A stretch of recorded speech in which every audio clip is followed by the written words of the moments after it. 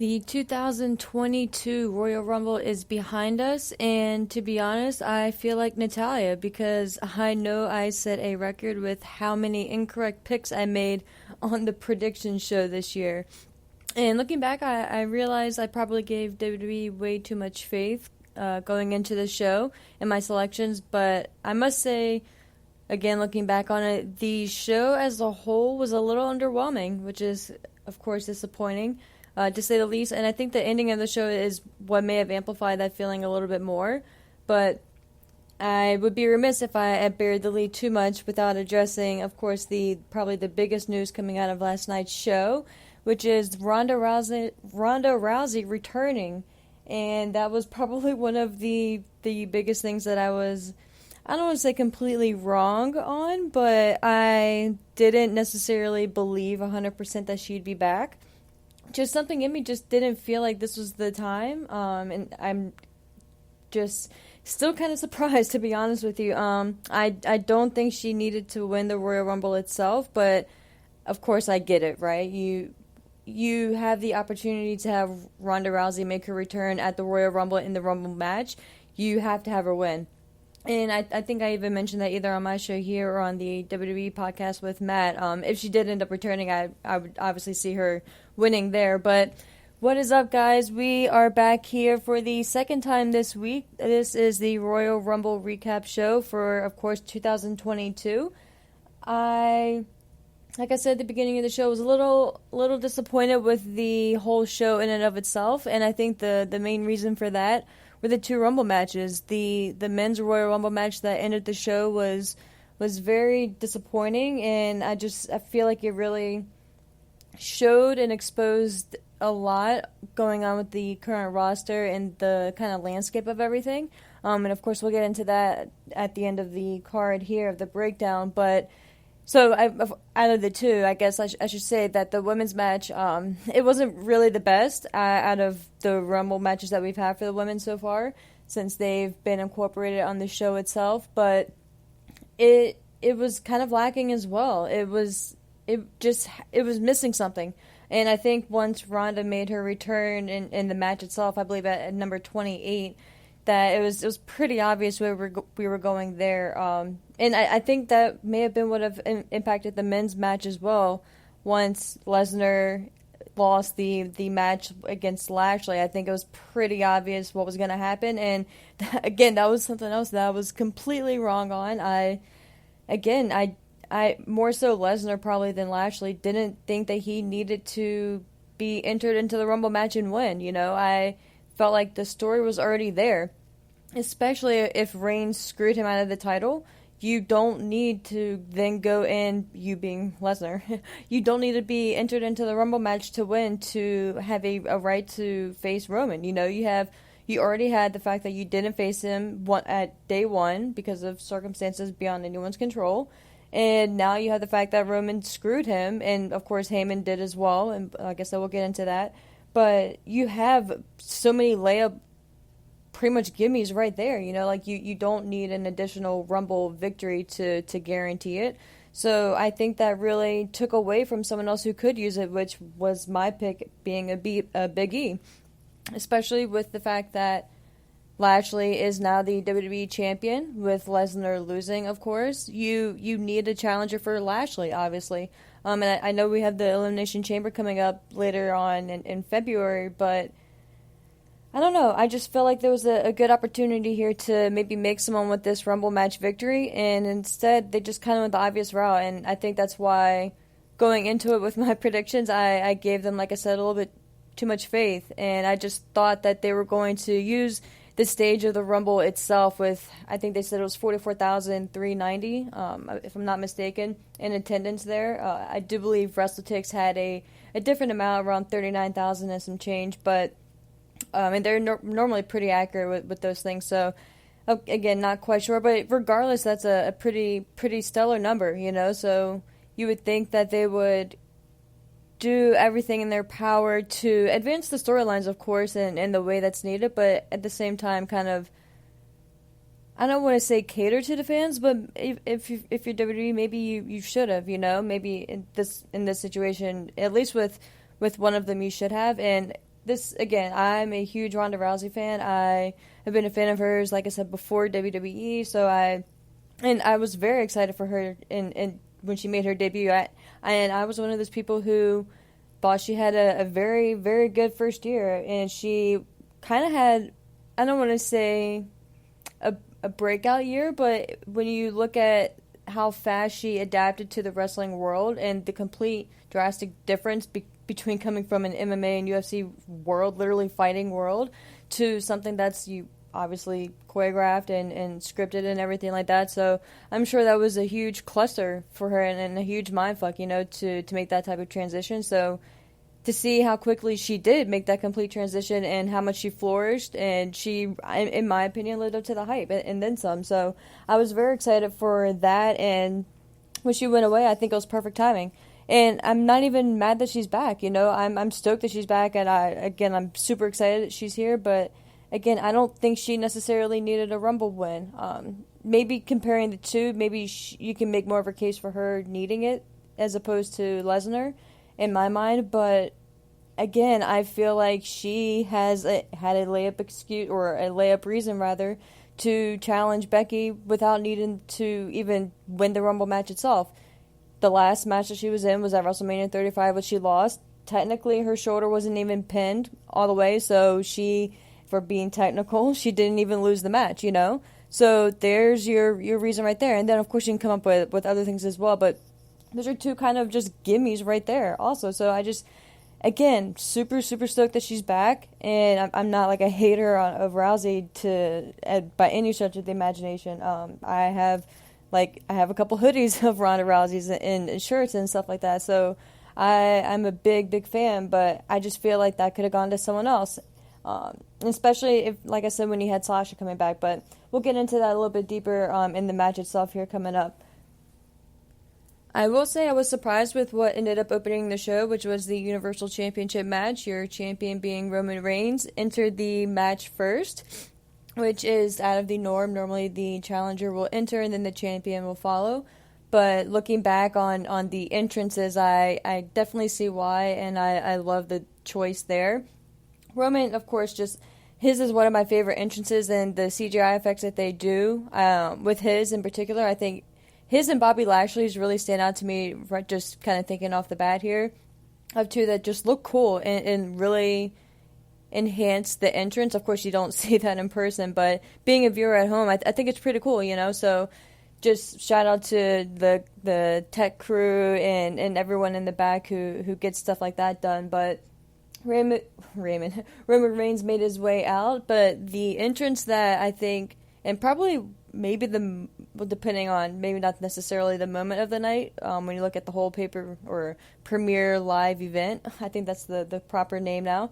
But Seth Rollins, man, I'm not going to say freaking Rollins, but sound like a shill for WWE, but like that dude, the second that music note hit of the Shield's entrance, I stopped what I was doing. I was in the process of making some tacos, and the second I heard that, I stopped, and I was like, you gotta be fucking kidding me.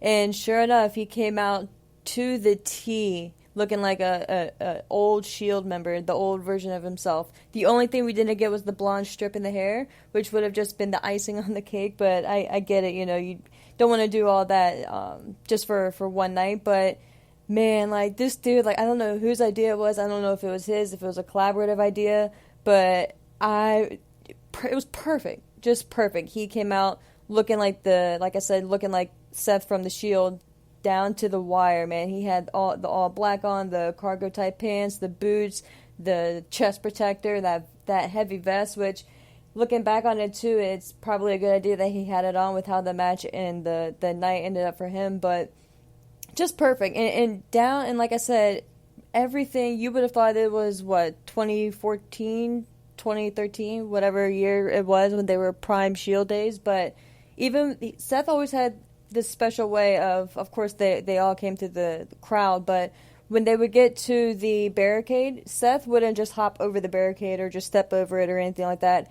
Dude would legit just dive over the barricade and do like a somersault into and just land. It was just the coolest thing, you know, just something slight like that. So he did that as well, but last night he did that and then just started his laugh, and it was just so perfect. Like, Seth gets a lot of shit and a lot of hate, and I think a lot of people say it's probably they don't really know who Seth Rollins is or what is the character and stuff like that, which I guess I can maybe kind of understand, but Seth is one of those guys or one of those wrestlers that I just think that you kind of just take him for whatever variation and version of Seth Rollins he is, and you can kind of just go with it.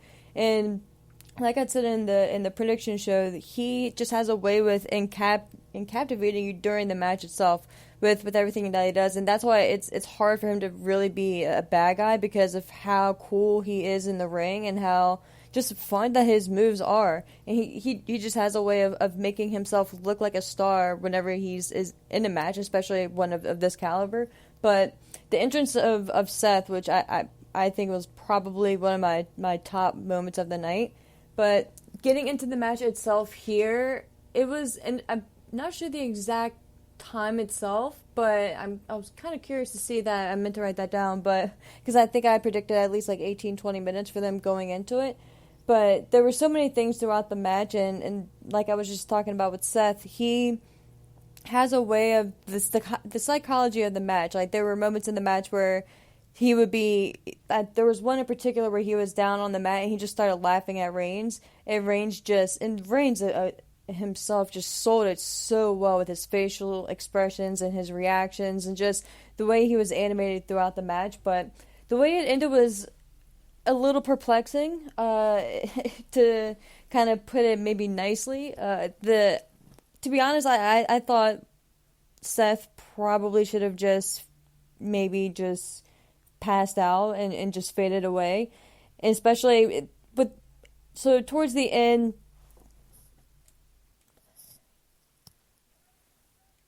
After Reigns had hit the spear on Rollins, that was around the time, like I just said, that Rollins had just laid there and started laughing at him, and he had actually offered the fist bump as well that the Shield is obviously known for. And that's what prompted Reigns to just react. Like, if you didn't see the match, try to find like a GIF or like a clip of that, because it was just so well done, and just like the psychology and just the little things like that really just mean a lot to me and just stand out. But Reigns, of course, did not oblige with the fist bump and grabbed his wrist and turned that into the guillotine choke. And that's when Rollins made it kind of to the ropes, but not quite. The referee picked up his hand, and instead of hitting the mat on the way down, he actually landed on the rope. Reigns did not break the hold, which ended up causing the disqualification, which is the part where I'm not really too high on, especially with it being the opening match. You know, like, I get it, and maybe it... and so I get it, right? You want to protect Rollins, which I appreciate and kind of am happy to see, because that means that they'll probably revisit this in the future, which was something that I probably, and probably everyone else as well, but that I mentioned here that they should do with everything that these two have been through history-wise. But it was a good way, I guess, to get more heat on Roman, right? Especially going forward and seeing how the night ended up, of course. You wanted to get more heat, I guess, on Roman, which definitely prompted that from the crowd. They ended up chanting Roman sucks and all that. And that was when Roman ended up going out and grabbing a chair and used it to pretty much just demolish Rollins, which is why I said it was probably a good idea tonight that he actually ended up wearing the vest, because hopefully that protected him a little bit more than it would have just on a regular gear night.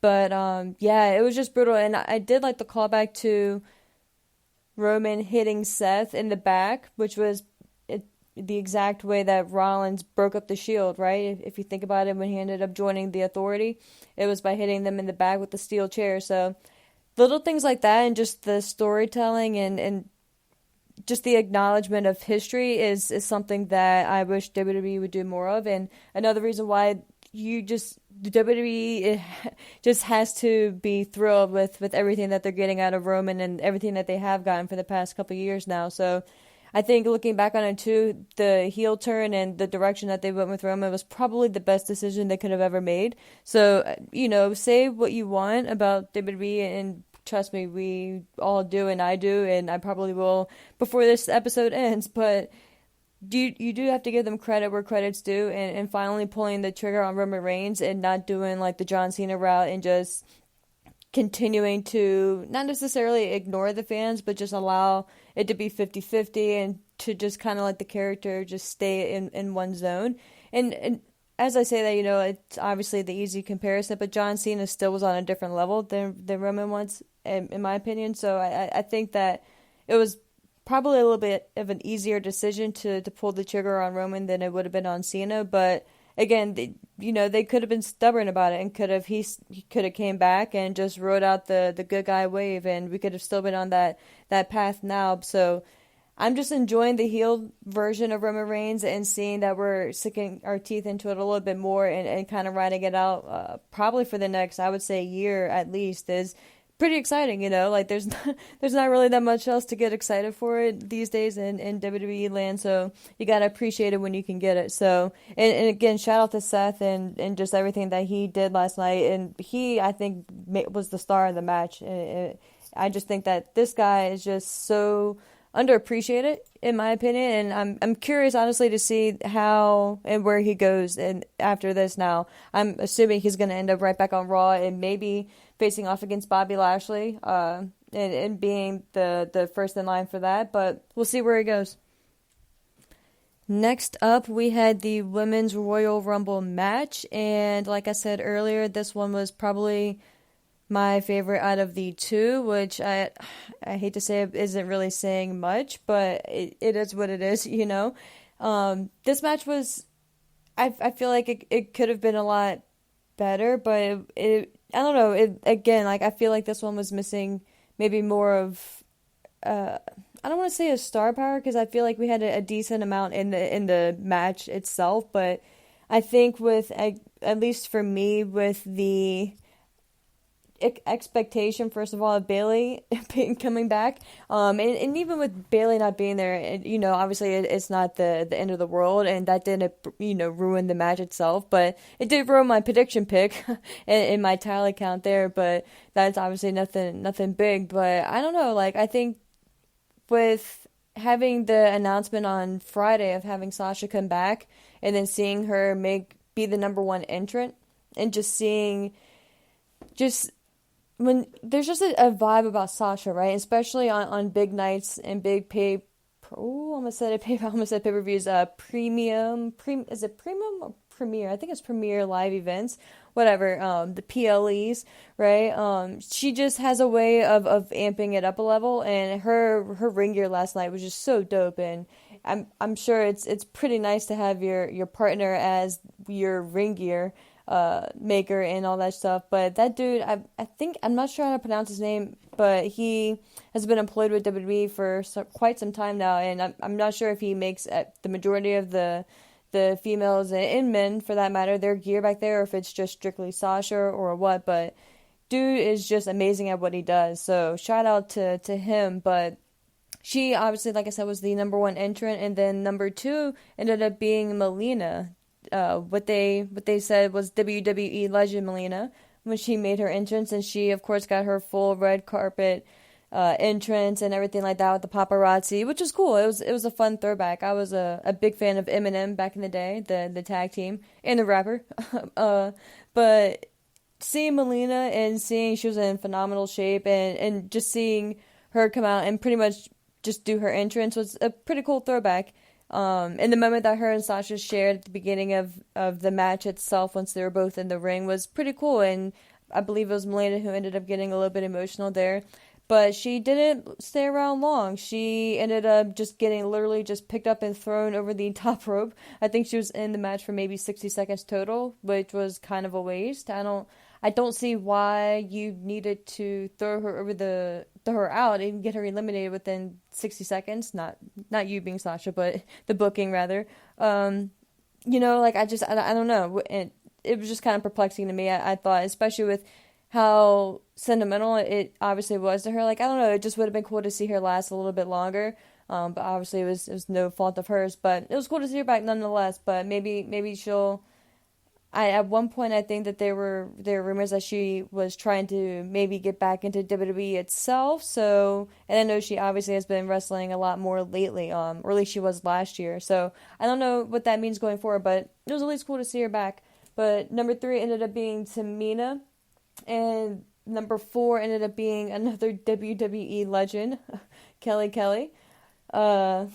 Their words, not mine. I'm just relaying the information here. Don't shoot the messenger type, right? But after that, we ended up having Queen Zelina make her entrance as well. And to be honest, nothing really major happened in the beginning part of the Rumble match itself, except for, which I was pretty shocked by, I must admit, was the elimination of Sasha Banks so early in the match itself, especially debuting, but especially entering, I should say, at number 1. I think that if you're going to, again, hype her up on SmackDown and make this big deal of her coming back to the Rumble and being medically cleared to come back essentially early, and you have her entrant on number 1, like, I don't understand why you would do that specifically and hype up, oh, is she going to be one of the few who actually, run the Rumble and go from being the number 1 entrant to literally outlasting all 29 other competitors in the match. So that was pretty disappointing for me, seeing her being eliminated, and then especially by Queen Zelina.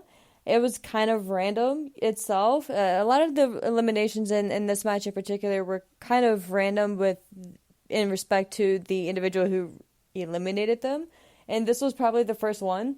I don't know if that means they're going to feud going forward or what have you, and even if they do, I don't really see how long term that's going to be. Like, maybe they'll have a match next week on SmackDown, Sasha will get her win and move on. So I don't see the point, but I feel like if Sasha Banks is going to get eliminated, it needs to be a big deal, and I just don't see the direction. And I'm a Zelina fan as well, so I don't no shade on or hate on her, but it's like, you have Sasha Banks, like, you should value her in the Rumble a little bit more and make her elimination a bigger deal.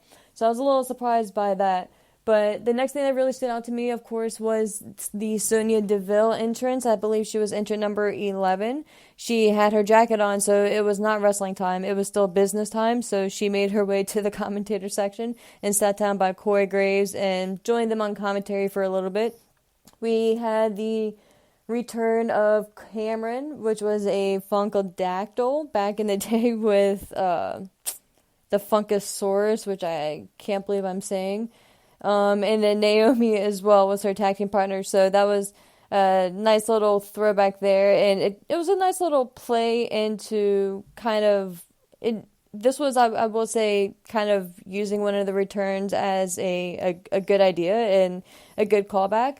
Of course, with Sonya being the number 11 entrant and not making her way into the match, she hadn't officially gotten into the match yet. So she really hadn't done much except for just chilling on the side. But Naomi ended up making her way out right after Sonya Deville decided that it was time to go into the match and eliminate Cameron. So eliminating Cameron, I think, was what seemed to be the last straw for Naomi. Naomi ended up getting her revenge and eliminated Sonya Deville after that. So that was pretty cool and a nice little, I guess, victory for Naomi, right? Like, everything that Sonya has obviously been putting her through for what feels like months now, for the reason we still don't really know. It was cool to see Naomi actually get her comeuppance, right? And actually get back on Sonya Deville.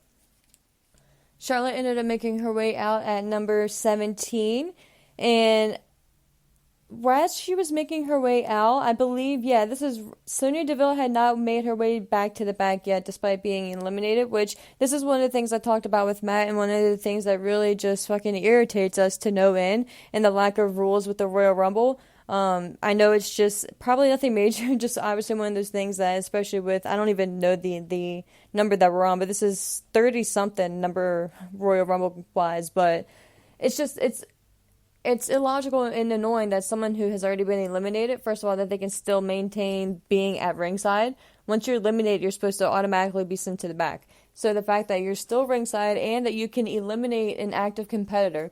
So that's how, obviously, Naomi being eliminated, Sonya Deville had a hand in help helping pull Naomi from the ring apron once Charlotte had made her way out. So it's kind of like a dual effort there. But again, and I get it plays into the story, but I just wish there were some rules and just some tightening of the screws here with the Rumble match itself. And again, like I said, I no reason to even be complaining about it pretty much at this point with how ever deep we are into the Royal Rumble match concept, but it's just stuff like that. Like, I wish that they would kind of tighten up. But the next thing that was pretty major to me, and again, it's kind of sad looking back on it, it's kind of getting overlooked, which makes sense, obviously, but Mickie James made her way out, and she did what she said that she was going to do. She came out to her hardcore country entrance theme, which is, of course, what she uses in Impact Wrestling, along with her Impact title around her waist, the Impact Knockouts Women's Champion.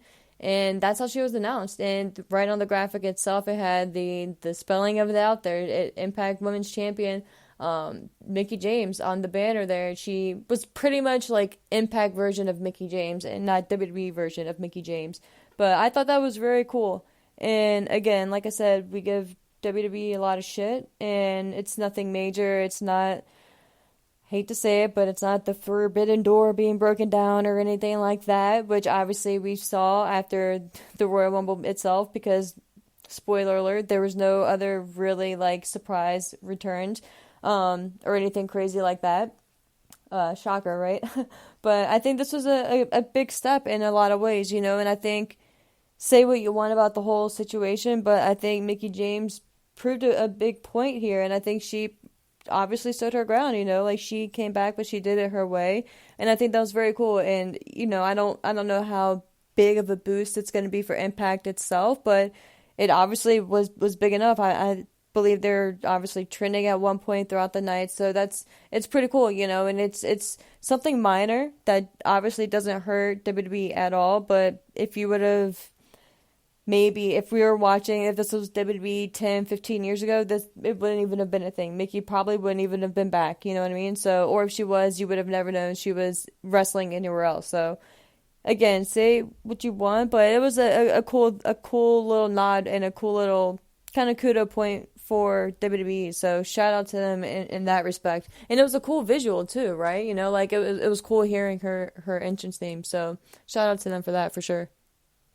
But making our way through, of course, throughout the match here, we had Nikki ASH and Rhea Ripley. And Rhea had a decent amount of time in the Rumble match herself. She ended up getting a pretty cool spotlight in a good amount of time, you know. And I feel like she could have been easily one of the ones that was just thrown out, and it wasn't a big deal or anything like that. But the fact that they protected her, in my opinion, and didn't really negate her stature and her presence and really kind of, I'm not going to say they promoted her or she was elevated a lot, but like she definitely wasn't hurt, which is a big thing. So that was pretty reassuring to see. But throughout the match, again, she, like I said, it was just kind of something that stood out to me. But throughout that time, we of course had the return of the Bella twins. And I was actually surprised to see Brie Bella eliminate Nikki. You know, it wasn't something that I would have necessarily put money on happening. And again, also with them, I'll say that I was surprised that they ended up taking a more heel turn instead of just the babyface, you know, straightforward Bella twins. So part of me is wondering if that means that they really are going to be making more of like a part-time return, even if it's just something building into WrestleMania, whether it be like the tag division or they break up individually and do their own, not breakups, but like literally, but like if it's like a Nikki Bella with Brie Bella by her side type thing, or if they both have their own like separate feuds. So I'm just kind of curious to see how that is and that plays out. But we did get a return here from Sarah Logan as well, who had been fired, maybe a year and a half ago. But she recently had a baby as well, and she's married to, I think it's Eric from the I'm pretty sure it's one of the Viking Raiders. I don't want to say for certain which one, but she's married to one of them, and they recently had a child. So it was definitely cool seeing her back here as well. Would have been nice to see her and Liv get a little bit more of a moment together, maybe do a little bit more damage as a team in the match itself. But because I'm pretty sure Logan ended up getting eliminated within maybe like a minute or two of actually being in the match itself. But it was pretty cool to see her, and she looked awesome. It was a pretty cool haircut. It was just awesome to see her back, and obviously see that she's doing so well. But then we had Lita entering at number 26, who actually, and again, this was another one of those eliminations that was kind of surprising to me. Her and Mickie James kind of squared up a bit, which was an interesting pairing. I wouldn't have paired them two going at it, but they did, and Lita ended up eliminating Mickie James, which, again, I was pretty shocked by. But imagine if obviously, because Mickie is going back to Impact, and I'm not sure what kind of deal, if Lita has signed anything, or if she's going to be sticking around, or this was just a one-time thing for her, or what have you. But imagine if Lita gets back into wrestling a little bit more, and they have maybe a little mini feud in like Impact or something like that. I think that could be pretty cool, and if Lita's serious about getting back into the ring. But it was, again, just pretty interesting to see that Mickie ended up being eliminated by Lita there. But the next big thing pretty much that happened, and once, like I said, this happened, it was a given of how this match was going to end up. But number 28, we had the return of Ronda Rousey, and she looked badass. She was in all black. It wasn't her Roddy Piper kind of inspired ring attire or anything like that. It was just straight black, kind of long-ish sleeve type cutout with a tank underneath that said baddest on it. And dude, like, even her eye makeup was just all black. It was just a badass Ronda Rousey, and I'm stoked for this version. Like I said, like I didn't really want this to necessarily happen, but even with it happening, like, if we're gonna get this badass version of Ronda, then I'm totally here for it. And if it's gonna happen, and obviously, spoilers, she ended up winning the Women's Rumble match here, her and Shayna Baszler, which, again, with me kind of hoping Bayley was going to make her return, having Shayna Baszler as number 30 was kind of a little bit of a letdown. But once I put two and two together and realized, oh shit, we're going to get Baszler and Ronda in a Rumble together and see what happens from there, I was pretty intrigued by that. But, obviously, if you've been following Baszler's career, and if you just know their history as friends, and of course their MMA backgrounds respectively, this is exciting, and this is kind of one of those, I don't want to say dream matches, but just matches that, if WWE had been building Baszler right, could have been a dream match, coming forward within the next year.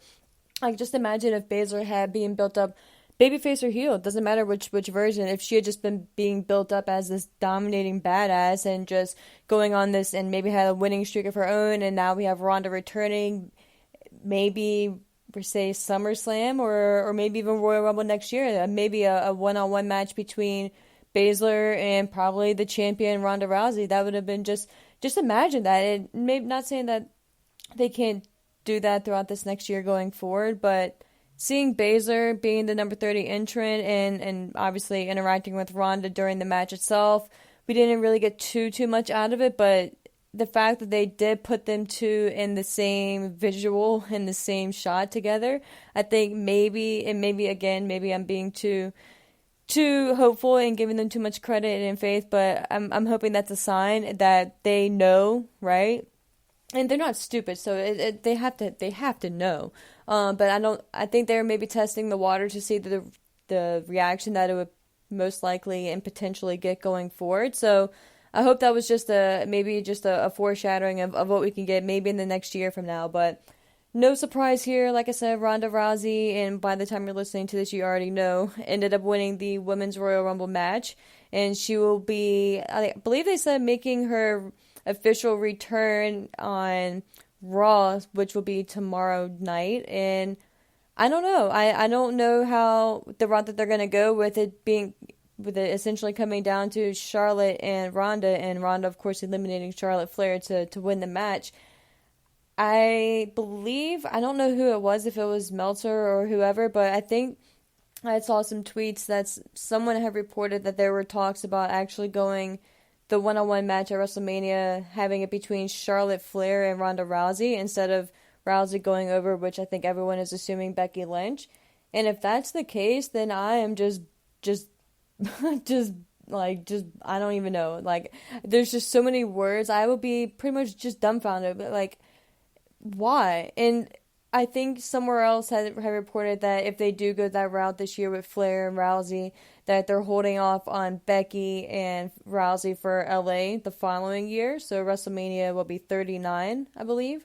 And if that's the case, then that's just dumb as shit. Like you don't, especially with today's climate and today's world, like you can't guarantee that that'll still be the same possibility in pretty much a year and a half from now.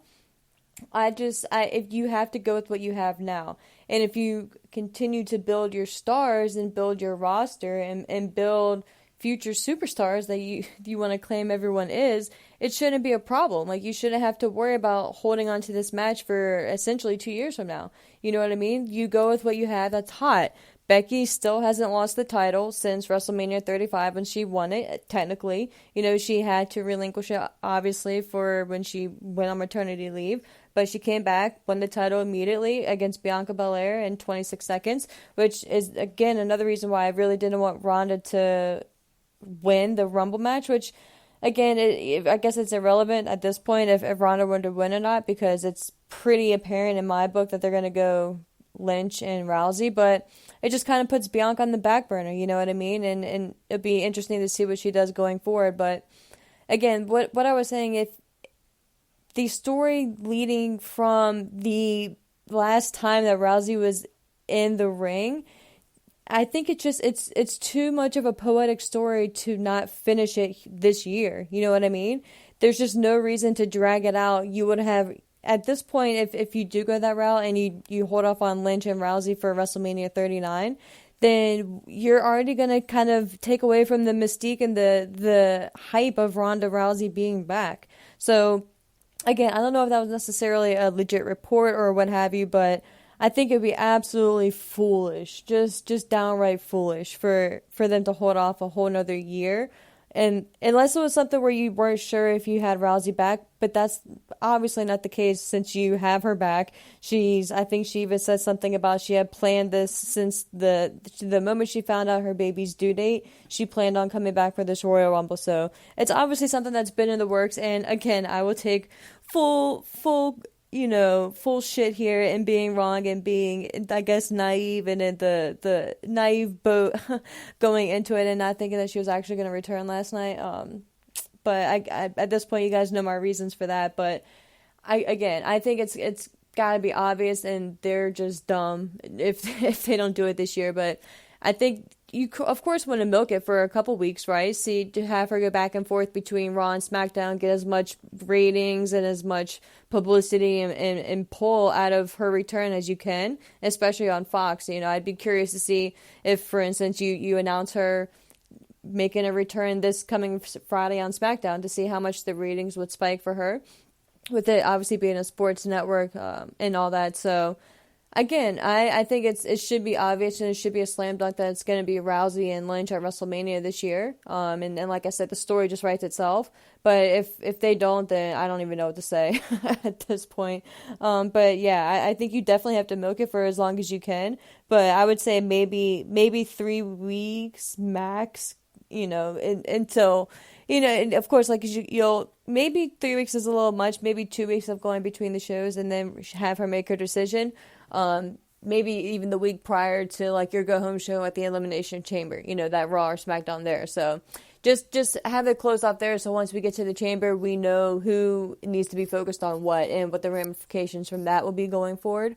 But yeah, I think it should be a slam dunk that it's going to be Rousey and Lynch at Mania. And, again, I wish, and there's a lot of negative things that I could say and point out, but that's going to be a dope match and to see them one-on-one, and I think it's going to live up to the hype.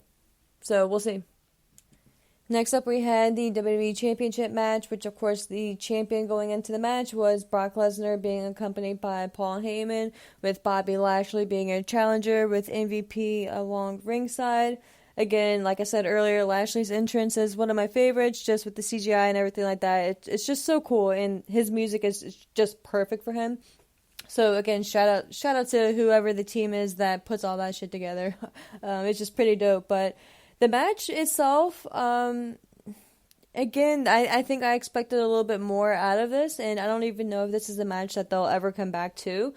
especially with the way the story was, like I said, and like I kind of already ranted about in the preview show coming into this match with Lesnar pretty much just downplaying who Lashley is as a competitor.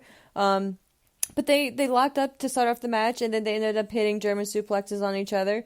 Lashley just, I think the first one that Lesnar hit, Lashley just pretty much no-sold and just started laughing.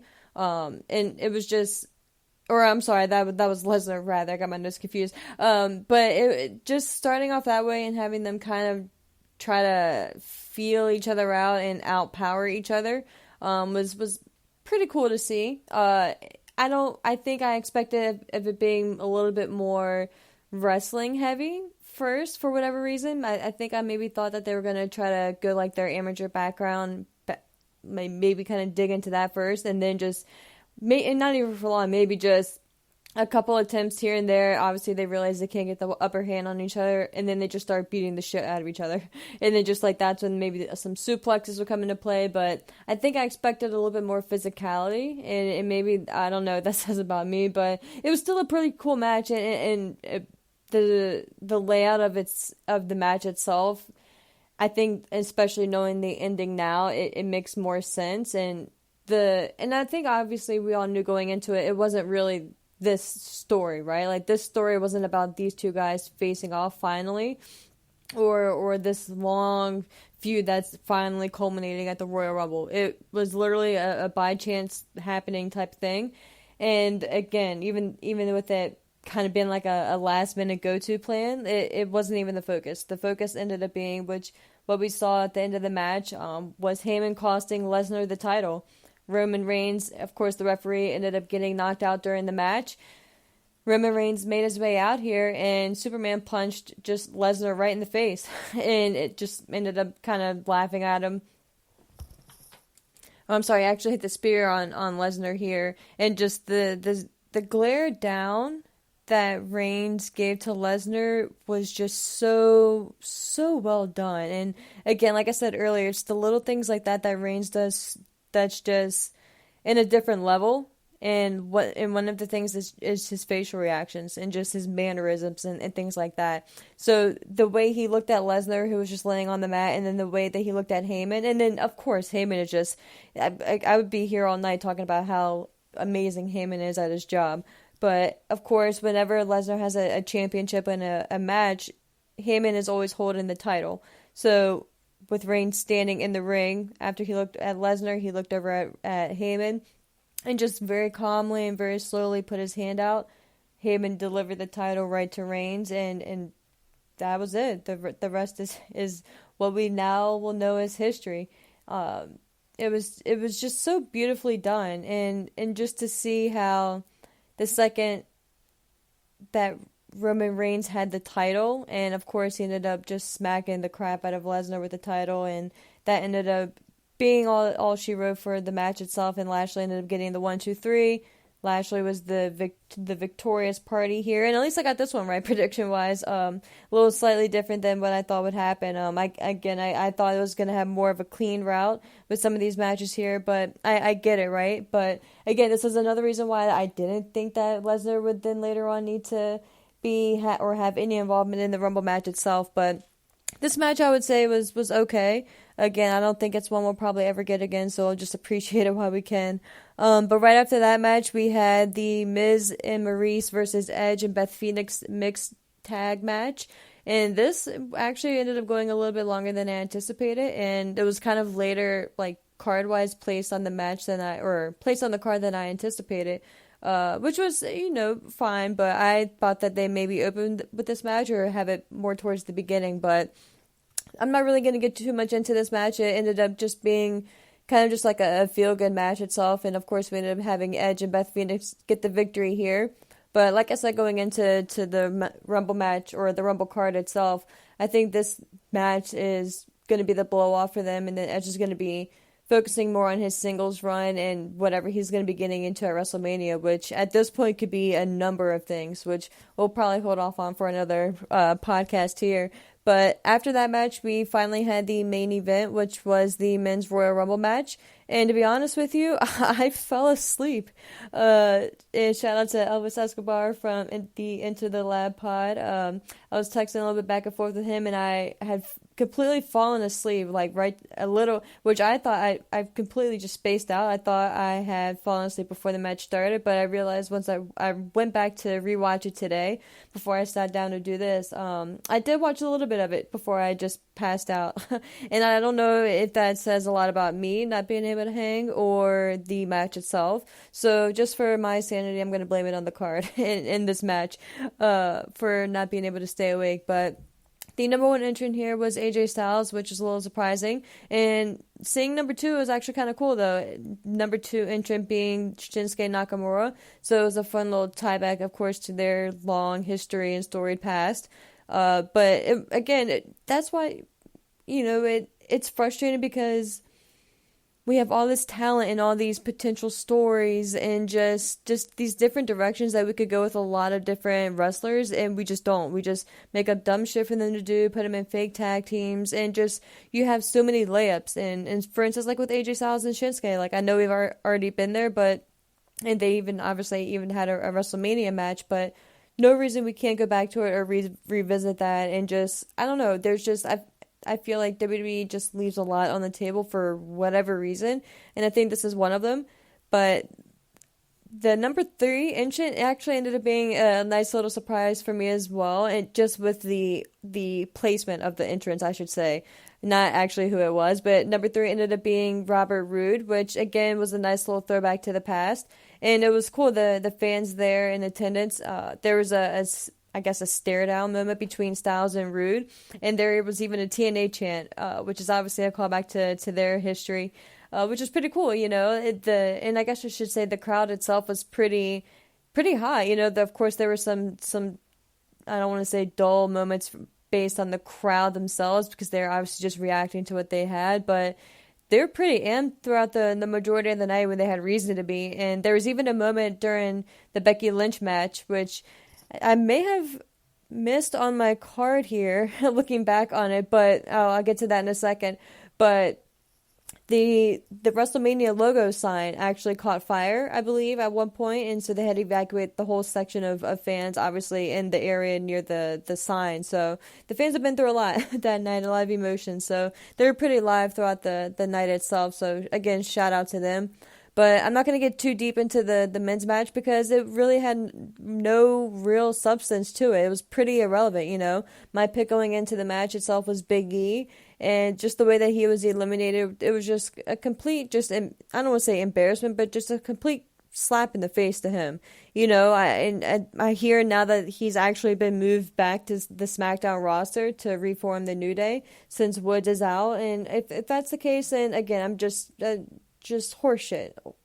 Like you put all of this build and hype and focus on to him and into his character, and then you just have him losing the Fatal 5-Way, and then that's just it. You just put him right back in the tag. Like if that's the case, then that's again gonna be a whole other pod because that's just atrocious. If that's so, I guess I should say, and I would be remiss to leave out the Best in the World actually did, and maybe I should have started with that. The Best in the World did make his return in the men's Royal Rumble match, and that himself, of course, is Shane McMahon. I don't know who else you would have been expecting by the Best in the World moniker. There's only one. There's a championship, or I'm sorry, a trophy to prove it. So I don't know who else you'd be thinking about, but we did get a surprise return for Shane McMahon. It was what it was. Kind of cool, I guess, to see. I've always, I guess, been a fan of Shane. He earned my respect early on in my wrestling fandom, so that never really went away. I get the hate that he gets a lot. I mean, I guess I can understand it. I don't necessarily agree with it, but I can understand where they're coming from, or I guess the majority of people. But I'm just not a Shane hater. And especially his kick game. Like he has something like. He always has a different shoe, right? Like I don't think he's ever worn the same pair of kicks twice at any wrestling event. So it's cool to see what he ends up wearing and shit like that. But he obviously made his return, and then we had Bad Bunny make his return as well. Bad Bunny, again, I'm not gonna shit talk on Bad Bunny, but again, these two guys, I don't think that they needed to be in the Rumble match itself. the Rumble is supposed to be a big deal. It's supposed to be something serious. Like the whole concept of the match is whoever wins gets a WrestleMania main event title shot. That's a big deal. Like that should be that's what everyone fights for throughout the year, and that's why being in the Rumble match should be a big deal. And to see like your Johnny Knoxville's, and I guess I would be remiss again to overlook him. He of course had his entrant here, but I again will give credit where credit's due. Sami Zayn ended up getting the elimination on Johnny Knoxville himself, so that really did end up being a big deal, but just someone else that didn't really obviously need to be in the Rumble. But Bad Bunny is a obvious big fan of the business and put his time and his training in. So he's just not a random celebrity looking to promote something. He does it because he enjoys it. So I'm not going to really shit on him at all. But it's just another thing with the Rumble and WWE in and of itself. Like, I just wish they would take it a little bit more seriously. But that led towards the ending of the match or the Rumble itself, but we did have the entrance of Randy Orton, which was the hometown hero. Again, looking back on it, I'm kind of surprised they didn't play into that more, going into it obviously being a rare occurrence. Like, you have 44,390 fans in attendance in Randy Orton's hometown, and it's a big night. It's a Royal Rumble pay-per-view. Like, I don't know. I just feel like you could have gotten more out of that, at least in the build. But again, I guess you probably don't want to put that much hype into Randy if he's obviously not going to win, which he obviously didn't. So, and nothing major really even came of it. He got a really cool pop, and it was a nice, like, feel-good moment for him, but that was pretty much the extent of it. And, you know, Bad Bunny did take a pretty solid F5, and he sold it very well. He ended up hitting a Canadian Destroyer. I think it was on Riddle, which is pretty absurd. But you know, you'll have your moments like that, and at this point, I've just kind of learned to accept it. And I guess I should say as well, Drew McIntyre did make a surprise return in the match itself, and it ended up coming down to McIntyre and Lesnar at one point, and of course they had their stare off, and just seeing history and how everything the past 2 years or so have played out. Again, it just sucks for your Drew McIntyre types who the moment was kind of, he was still champion, but obviously it wasn't the way that anyone envisioned. So, you know, it kind of sucks, but part of me is happy he still got to be champion and everything like that, but part of me feels for him because it obviously wasn't the way he wanted. But this obviously wasn't going to be his night either, you know. I think the second Lesnar ended up making his entrance at number 30, which I wish they would have addressed as well. I wish we would have at least gotten some type of, and again, like, so for instance, with their Shayna Baszler being number 30, that obviously they didn't really this year play into the number that you're entering in being a big deal. You know, some years they'll have a match, or maybe not a tournament, but just like a match where you'll be fighting, or like a battle royal, like a mini battle royal where the winner will be the number 30th entrant or something like that. Since they didn't really make a big deal of it, you could have had anyone coming in and just show them backstage, like making their way towards the entrance itself before their music hits. Have Brock Lesnar fuming mad backstage, waiting for that number 30 to make their way out. He knocks them clean, and then it's obvious that he took their spot and he makes his way out. Nothing long, nothing major, just a quick 30-second shot of whoever was going to be making their way out. And I just feel like that would have made more sense, because like you mean to tell me that you didn't have a number 30 in that spot until Lesnar's match? So, or was that just a given? So no matter who lost that match, the loser was going to be the number 30th spot. And if that's the case, then that's fine, you know? Like, whether it was Lashley that was going to lose or Lesnar who lost, if the loser was going to be number 30th, then that's fine, but that should have been noted at some point. And unless I missed it, and if I did, let me know on Twitter at ASHMMANNS, or at the show's Twitter at kickashpodcast_, but I don't think so. And if that's the case, then that's just kind of perplexing to me, you know? I get why he's there. He wanted a big star moment feel for that match, but there's just too many loopholes and just too many things that were kind of left unsaid and unaddressed. And again, that was another reason that I think it kind of took away from the match itself, and it kind of gave it just like a shit feeling towards the end. And probably another reason why I fell asleep during it. But of course, they ended up the match with Lesnar blocking a McIntyre Claymore attempt and then hitting the F5 over the top rope on McIntyre to win the Rumble match itself. And I'm just very underwhelmed with it. Like I said, I was actually surprised Lesnar ended up doing the point to the WrestleMania sign, which I'm sure Matt over at the WWE podcast was thrilled to see. It probably has that picture saved as his background on his phone or some shit like that. But yeah, it's just a clusterfuck, you know? Like, reasons I've already said, I'm not going to rehash them. I don't think Lesnar needed to be the victor here, rather. If you didn't want to go the Big E route, fine. You know, if he's going back in the tag division, fine. You still could have gone a number of different ways, and I think you went with two people who are already made as your Rumble winners, and you didn't need to, especially with the two that you chose. Like I said before we wrap up here, because we are getting close to the hour mark, I somehow missed the Becky Lynch Doudrop match, I believe. I did have a short here in the recording, so I'm not sure if it caught on earlier, but I'll kind of throw it on here at the end. We, of course, had the championship Raw Women's match, being Becky Lynch, the defending champion, going up against the challenger Doudrop. Again, not really going to get too in-depth with this one. This was the match where the mishap with the WrestleMania sign started happening, I believe, and it caught on fire, and they had to evacuate that whole section. Or there was just a lot of commotion, I think, regarding the sign in that one. But the crowd was just not into this match at all, and I think that may have been why, that they were most likely distracted by the sign. And honestly, if that's what was happening during this match, then I can completely understand that. If there's like a small mini fire happening, then yeah, it's, you know, pretty... So that's probably something that would get my attention as well. But this match was what it was. I was, again, maybe expecting a little bit more out of it than maybe we ended up getting. But it was fine. And I think the way that it ended up ending, with Becky Lynch hitting her manhandle slam off of the turnbuckle onto Doudrop, I believe is the second rope. Yeah, the second rope here. It was pretty cool and a pretty nice ending to the match. And I think it was no surprise that Becky Lynch was going to retain the title here. And I think, again, it should be just a matter of time and a matter of Monday Night Raw when Ronda makes her obvious return to address Becky Lynch. And I'm pretty certain that's probably going to start the show. Or maybe they'll hold it on until like the 9 or 10 o'clock. Probably definitely not 10. Or maybe you throw her on in the main event hour. But I think you most likely start the show off with Ronda, or maybe have her open up the show and then maybe tease something towards the end of the match if you want to maintain your viewership or if you're concerned about that. But I don't know, guys. With the reports that she may go against Flair, seeing how the women's Rumble match ended, I'm kind of scared. You know, maybe more so than I would have been going into the Rumble match itself.